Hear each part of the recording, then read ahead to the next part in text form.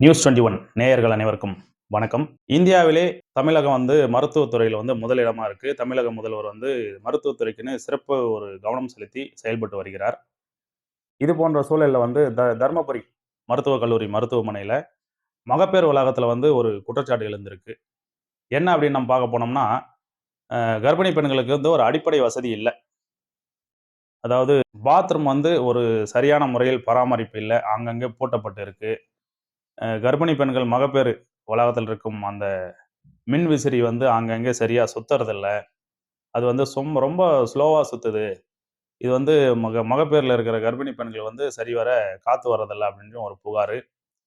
இதுக்கும் மேல போனோம்னா, மருத்துவமனை வளாகத்துல கர்ப்பிணி பெண்களுக்கு உணவு காலை, மதியம், இரவு 3 வேளை வழங்கப்பட்டு வருகிறது. அந்த உணவ கூட அங்கு பணி செய்கின்ற தூய்மை பணியாளர்கள் வாங்கி செல்றாங்க. செக்யூரிட்டிகள் வாங்கி செல்றாங்க அப்படின்னு சொல்லிட்டு ஒரு புகார் எழுந்திருக்கு.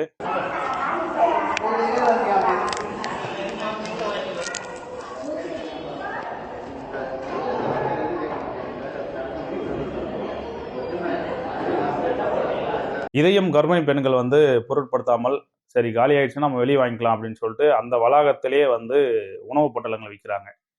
ரூ. 70 முதல் ரூ. 130 வரைக்கும் வித்துட்டு இருக்கிறாங்க. அதுபோக சாதாரண ஒரு டீ ரூ. 10 அப்படின்ற கர்ப்பிணி பெண்கள் உறவினர்கள் வாங்க போனோம்னா, ரூ. 30 குறைந்தபட்சம். அதற்கு கம்மியாக கிடையாது. வேண்டுமெல்லாம் வாங்கிக்கங்க, வேணாம்னா போங்க. அப்படின்ற மாரி தான் அங்க உள்ள கடை நிறுவனம் ஹோட்டல் உரிமையாளர் நடத்தி கொண்டு வராரு. அதுபோக கர்ப்பிணி பெண்களுடைய உறவினர்கள் அவங்க தங்கணும் அப்படின்னாக்கா ஒரே ஒரு வளாகம் இருக்கு. அந்த வளாகத்துல ஒரு அட்டாச் பாத்ரூம் இதெல்லாம் இருக்கிற சூழல்ல சரியான முறையில் பராமரிக்காமல் உள்ளது அந்த கழிவறை. சரி, அந்த வளாகத்துல இருக்கிற ஒரே ஒரு பாத்ரூம் கூட்டமா இருக்கு அப்படின்னு சொல்லிட்டு, அதே வளாகத்துல கட்டணங்கள் கழிப்பிடம் அப்படின்னு சொல்லிட்டு ஒரு இது வச்சிருக்காங்க. அந்த கட்டணம் கழிப்பிடம் போனோம்னா மினிமம் ரூ. 10 முதல் ரூ. 30 வரை கட்டண வசூல் வேட்டையில ஈடுபடுறதா அங்க கர்ப்பிணி பெண்கள் உறவினர்கள் ஒரு குற்றச்சாட்டு எழுந்திருக்கு. அத நம்ம கலாய்வு செய்யும் போதும், அங்க ரூ. 10லேருந்து ரூ. 30 வரைக்கும் வாங்குறாங்க. பட் அந்த இடத்துல சரியான பராமரிப்பும் இல்ல. ஒரு இடிஞ்சு போன வீடு மாரி இருக்கு. அந்த இடத்துல நோய் தொற்று ஏற்படும் அபாயம் தான் அங்க இருக்கு. அது போன்ற இடத்துல ரூ. 10 முதல் ரூ. 30 வரைக்கும் கட்டண வசூல் வேட்டையில ஈடுபடுறாங்க மருத்துவக் கல்லூரி மருத்துவமனை நிர்வாகம். அதுபோக கர்ப்பிணி பெண்கள் வளாகத்துல தூய்மை பணியாளர்கள், அங்க இருக்கிற செக்யூரிட்டிகள், செவிலியர்கள் முதற்கொண்டு லஞ்ச பணம் பெருத்தா கொழுந்து எழுந்திருக்கு அப்படின்னு சொல்லிட்டு தான் கூறலாம். என்ன அப்படின்னா, கர்ப்பிணி பெண்களுடைய கணவர்கள், உறவினர்கள் கர்ப்பிணி பெண்களிடம் பணம் கேட்டு தொல்லை செய்வது. டீ செலவுக்கு ரூ. 100 குடுங்க, ரூ. 200 குடுங்க, ரூ. 500 குடுங்க, ரூ. 1000 குடுங்க அப்படின்னு கேட்டு இந்த அட்டை பூச்சி எப்படி ரத்தத்தை உறிஞ்சுதோ, அது போல அங்கு பணி செய்கின்ற தூய்மை பணியாளர்கள், செக்யூரிட்டிகள், செவிலியர்கள் முதல் கொண்டு அந்த கர்ப்பிணி பெண்களுடைய வளாகத்துல கர்ப்பிணி பெண்கள அட்டை பூச்சி போல் ரத்தம் உறிஞ்சது. அது போல எங்களுக்கு பணம் குடுங்க அப்படின்னு சொல்லிட்டு உறிஞ்சுவதா ஒரு பல்வேறு புகார்கள் எழுந்திருக்கிற நிலையில, இதன் அடிப்படையில் நம்ம ஆய்வு செய்யும்போது, அங்கு பணி செய்கின்ற செக்யூரிட்டிகள் கையில காசு இருந்தா குடுங்க, கையில காசு இல்லன்னா போன்பே, கூகுள் பே மூலியமும் லஞ்ச பணம் கொழுத்து எழுகிறது அங்க.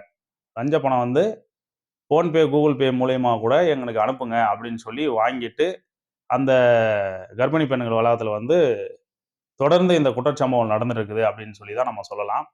அது போக அங்க அவங்க வழங்கவில்லை.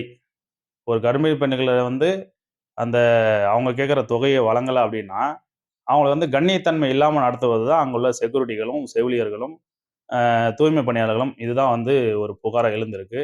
இதுக்கு மருத்துவமனை நிர்வாகம் கண்டும் காணாம இருக்கா? இல்ல அவங்க இதுக்கு உடந்தையா இருக்கிறாங்களா? அப்படின்னு தான் ஒரு சந்தேகம் எழுப்படுது இப்போ.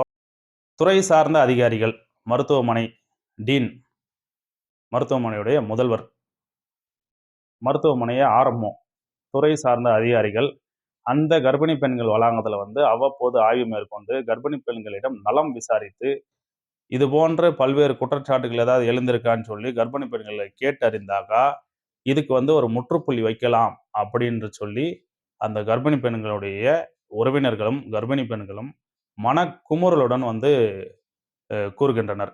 தொடர்ந்து இதனை சரி செய்வதற்கு மருத்துவமனை நிர்வாகம் முன்வருமா? இல்லை துறை சார்ந்த அதிகாரிகள் ஆய்வு மேற்கொள்வார்களா?